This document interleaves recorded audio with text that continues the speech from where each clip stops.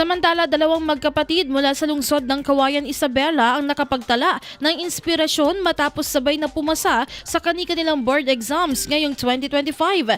Si Crizal Manuel, licensed professional teacher, nagtapos ang Bachelor of Secondary Education major in English sa Isabela Colleges Incorporated at matagumpay na naipasa ang licensure examination for professional teachers sa secondary level.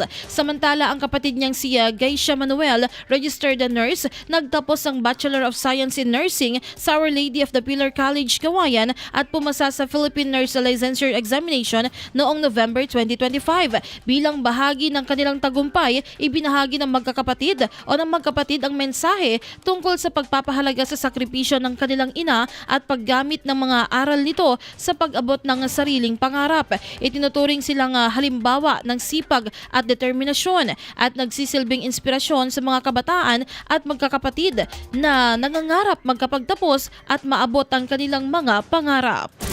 IFM News.